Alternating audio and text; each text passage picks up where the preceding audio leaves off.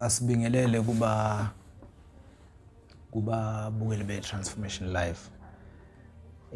Siphinde sigqugquzela abantu ukuthi be-subscribe bengaskip ama-ads. Kanjalo futhi be-comment, be-react, be-share nama-video. Umuntu-ke into emenza ukuthi agqugquzeleke yibona ababukeli be-Transformation Live.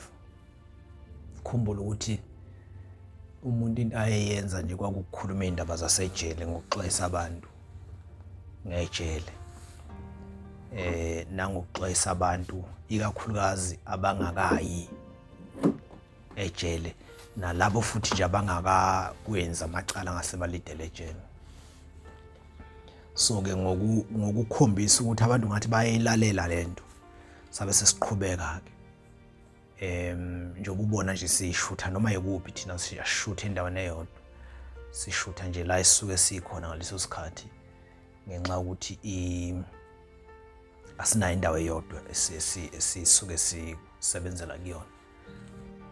Nendlela nematerial ke sisebenza ngayo ayikakabi sezingeni.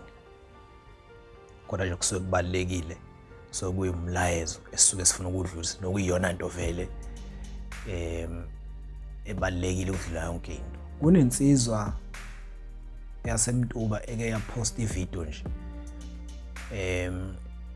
lapha ku TikTok, angekho ke na ku TikTok mina. Ike yapost ivideo lapha ku TikTok, angaze yakwabani kodwa yaseMtuba. Ikhuluma ngokuthi iyawuthanda umsebenzi esiwenzayo, ikakhulukazi emsebenzisto lezi indaba asuke ekhuluma ngazo iyayithanda kakhulu. Ibisikhuluma indaba ebalekile leyansizwa. Khuluma indaba ebalekile, ngiyafisa ukuthi ngelinye ilanga ngeke ngikhulume nawe mawuthi ngingagcina ngiyithulile inamba yayo. Lensizwa ikhuluma indaba ebalekile, angazi ukuthi ubani lapha ku TikTok.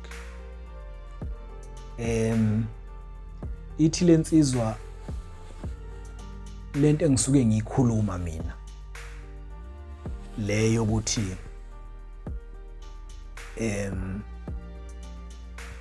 uma uxabene nomuntu noma uma umfowenu ebulawa umuntu ebese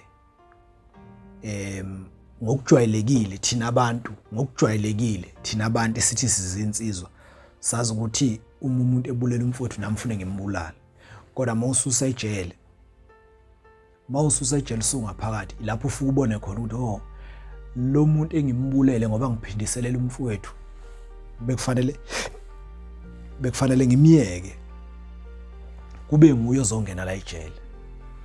So mina ngishumayela lo vangeli lokuthi abantu bebheka into ngaleso nevangeli lokushintsha umtsizwa lokuyeka umtsizwa bakudala esikhathini samanje, ngoba kunomtsizwa ongasasebenzi esikhathini samanje. Lokho ukuthi mawunesibhamu ebese uhamba ufuna ukubonakala ukuthi uphethe isibhamu, uyabona lento iyayenzeka nje kudala umuntu maye nesibhamu ngakini. Lensizwa ngikhuluma into ebalekile, ithi yona noma ingazange ngiboshwe futhi ingakangiboni kwayimina back then in 2009 10 11 ingakangiboni ngisho mina, ingakaboni ngisho amavideo ami nami ngingakakhulumi ngejele ngoba phela ngo 2011 ngangisesejele. Ithi lensizwa lento engiyikhulumayo yona yayiphila ingakangiboni.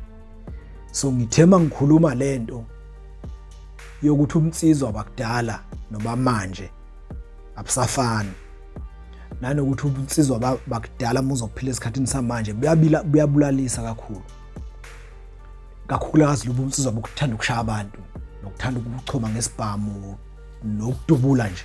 Lezo zinto engihlale ngikhuluma ngazo lezi engakusejele kalula. Ithi ke lensizwa lento engiyikhulumayo yona iyona mina ngisuke ngikhuluma yona ngoba yona lento yayiphila ingakawathola amavideo. Yasibeka ama-point amabili abalekile. Ithi before ingakabi naso isibhamu somthetho, inesibhamu somthetho nje manje. Ithi ingakabi naso isibhamu yayilwa yona ishayana ilwa nje insizwa noma yayingalwi phela noma kodwa nje yayinsizwa. Uyayibona futhi nendlela ekhuluma ngayo ukuthi hayi lensizwa ngeke uvele uyishaye noma kanjani. Ithi yathi mayisinesibhamu ubunsizwa bayo yabiyeka yaba umuntu nje phaqo.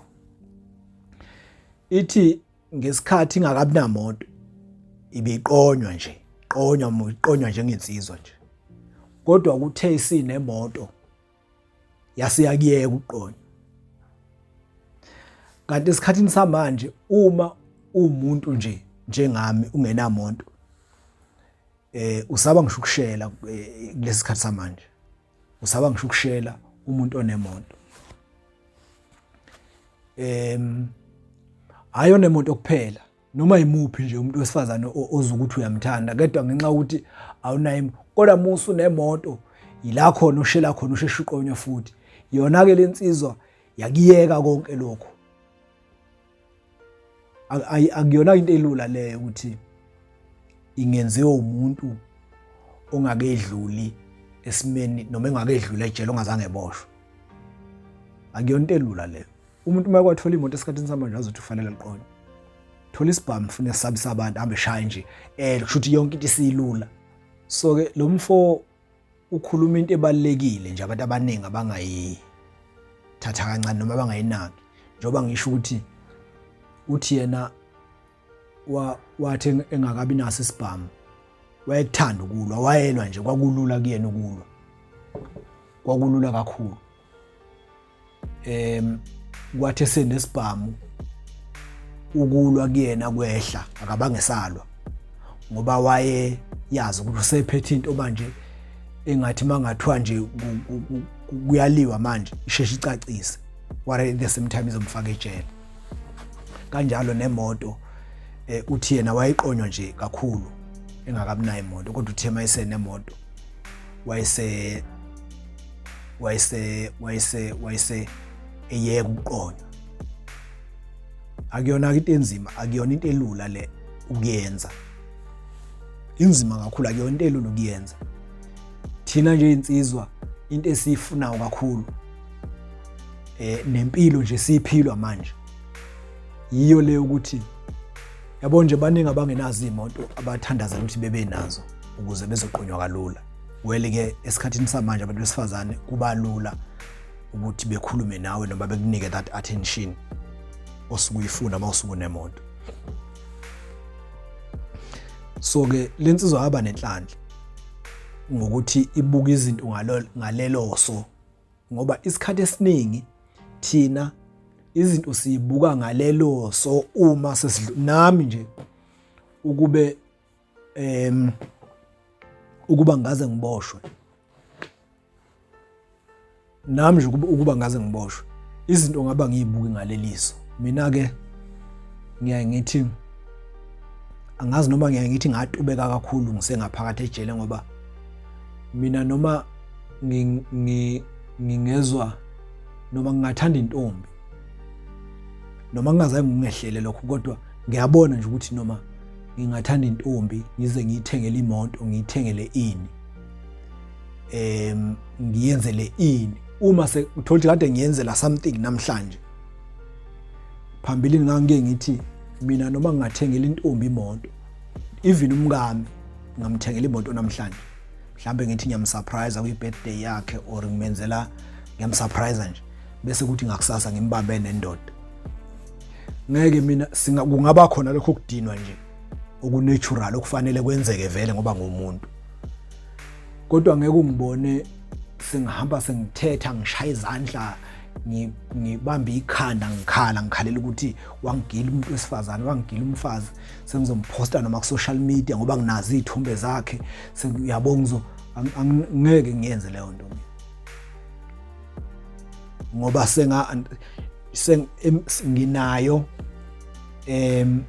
nginayo into ethi esikhathini samanje mhlawumbe kokuqala ngike ngahlala nezinsizwa ezehlelwa leso sikhathi noma yileso simo ngaphakathi zajolelwa abantu besifazane noma zathola umuntu wesifazane uyajola zadubula indoda zadubula umuntu wesifazane zaseyiboshwa. Musu uboshiwe ke izinto ezifisayo nendlela obuka ngayo izinto engabe isafana nomuntu ongaboshiwe. So lensizwa yaseMtuba ikhuluma iphuze libaluleke kakhulu engingazi ukuthi singalenza kanjani sonke. Engingazi ukuthi singalenza kanjani. Ngoba insizwa ayiphelile. Kade ngikhuluma bengikhuluma nenye insizwa kaMtshali yangapha ngakithi. Sikhuluma ngeinsizwa sibala nje insizwa engasekho nezingaphakathi. Sibala nje insizwa engasekho neziboshiwe. Iyona akayazi iboshwe kodwa sijwayele nje ukuxoxa. Uthi mawusubala ubona ukuthi ezinye zazi insizwa ngampela zaboshwa into encane, into ezayingayigwema ngoba lokhu ukuthi ujolele umuntu wesifazane ebese uthatha isinqumo sokuthi umbulale. Hayi ngathi ngaphambilini ngangijwayele ukuthi ufuka uyisole namhlanje. Ufuka uyisole ngalelo langa kade ufika nje ejele ukuthi ngayenza into engekho right. Ngiyafisa le yansizwa ukuyibona ngoba ikhuluma into ebalekile kakhulu nanokuthi uma thina sesinemoto sesinemali ziningi izinto esizenza ngokubhayiza. In fact not ukubhayiza kodwa ziningi izinto esizenza ngale kokuyicabangisisa ngenxa yokuba nemoto. Ngike ngabhala nje olunye udaba ngike ngibukeke kakhulu lapha ku Facebook mangibhala udaba mhlambe kukhona udaba engikhuluma ngalo bese kuba ngowesifazane wrong. Ngiyangizwa indlela abantu besifazane abesilisa abaphawula ngayo baba offensive towards abesifazane bese ukuthi abesifazane ubona ukuthi baphawula ba defensive. Kanti in fact isikhathini samanje yonke into iyafana, akekho umuntu okuthiwa ungcono phakathi kwabesilisa. Ayikho igender engcono phakathi kwabesilisa nabesifazane. Ngike ngakhuluma nensizwa khona insizwa engijwayele ukukhuluma nayo yaseMandeni kodwa isebenza ngapha kuLovu. Yabona mawuzokhuluma nomuntu ohlukumezekile emotional, uhlukumezekile. Lensizwa yathola intokazi ngapha eLovu.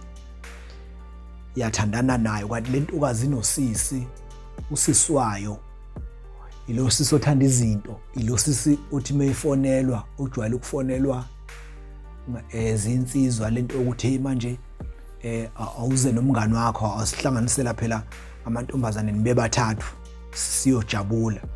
So lo sisi kanjalo. So lo sisi ubene ukuthi mayefonelwa indoda yakhe ithi woza nomngani yena vele ethatha ingane yakwabo. Ingane yakwabo ithandana nalomfana waseMandeni ebengikhuluma naye. So lo mfana inhliziyo yakhe ibuhlungu inhliziyo yakhe lo mfo. So uma ekhuluma nami efuna nje ukuthi ngimeluleke enokungibikela nje ukuthi yazi mfethu phela sekwenze ku1 no2 no3 ethi inkinga manje akekho umuntu engikhuluma ushayela itekisi lo mfo. Ushayela itekisi. Uthi ke ubethandana nje kahle nentombi yakhe bathola ingane. Uthi naye bathe sebethola ingane wayichuthi washintsha naye kwaba nje nalokho kushintsha ukuthi yazini ngoba into yami noma wengane isi kule level yokuba serious. So sengifuna kushintsha, washintsha nje. Washintsha waphila, wayiphatha kahle umuntu oyiphatha kahle. Wasuyaphela umsebenzi. Kushuthi wayese ngoba uthi wayekade before ashayela itekisi wayekade esebenza kwenye company eThekwini driver khona. So my driver khona driver le company kanti kuzokhulelwa umama wengane. So kuthe uma esekhulelwa umama wengane yayisithutha inkampani siye eGoli. Wayese engayi yena eGoli wathi ngeke eGoli ukuthi yakhulu ngenxa ukuthi he wants to take care of girlfriend yakhe.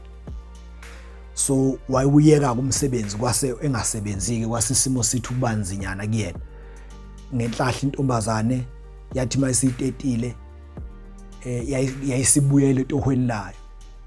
Uthi ke lo mfo ingane njoba itetiwe nje uthi yakhulela kimi, yakhulela kuyena lo mfo. Yakhula ingane uthi ngangiyenza yonke into ngigeza, ingane yakhulela nje ngabonda nayo ingane yethu. Uthi noma ke beyibuye bekhona ingxabano kodwa uthi ingane ngahlala nayo ngabonda. Ngahlala nayo ngabonda yazi yakhula yazi yangena ecrash.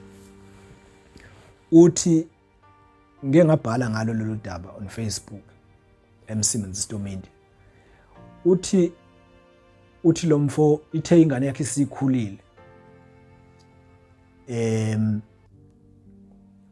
ubese nokuthi maye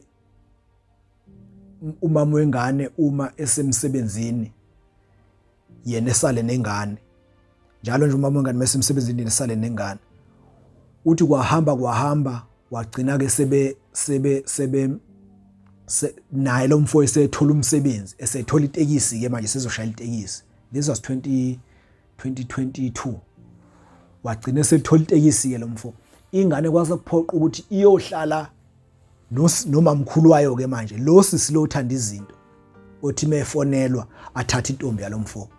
Makuthiwa aphatha umngane wakhe aphathele ingane yakwabo bayelamana mdala lo sisi. Uthi lo mfo kwase kuba nalokho ukuqhelelana. Uthi njalo mayethi ufonela intombi yakhe ngenxa ukuthi intombi yakhe yayingasahlali naye yayisihlala lapha kwakubo ngoba ingane wathi mayiseyise lapha kwase kuphoqa ukuthi nentombi yohlala khona mayibuye emsebenzini ibuyele lapha enganeni. So uthi ke lo mfo waseMandeni ngelinye ilanga maye ubenokuthi mayifonela umama wengane yakhe uthola ukuthi ufuna ukudlula mhlawumbe ashiye ubisi or ufuna ukudlula ashiye imali yengane. Uthola ukuthi kunomsindo nje manje njalo nje mayimfonela kunomsindo noma eyomcheka kubo ngoba umama wengane usethi mayibuye etohweni abuyele kubo. Lezi ngane zashonelwa nje abazali ngoba nogogo ushone nje usanda kushona uyazana nalensizwa.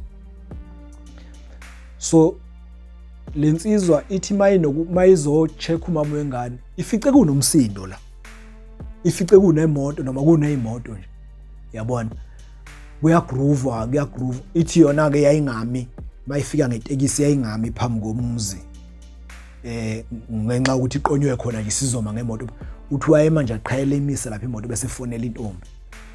Uthi ngelinye ilanga mayimfonela intombi evele ucingo luphendula usisi wentombi ethi usisi wentombi usibanibani sihamba naye khona la esiya khona. Utshela ubaba wengane njalo ubaba wengane kasisi omncane uthi awusibanibani sihamba naye. Ithi lensizwa hayi mina ngifuna ukukhuluma nomama wengane kuphela. Bagcina behishana ke nosisi wakhona wagcina waphuma usisi wakhona egedini weza kulensizwa bafike bahishana. Wazi wathi usisi wakhona kusho usisi wakhona usisi hayi mama wengane kusho umama mdala wengane. Uthi wena futhi awusiyi type kaSibanibani yabona. Awunamoto futhi ukuqala. So kwahamba isikhathi ke lensizwa agcina isihlukeneke nalo umama wengane kodwa abehlukananga.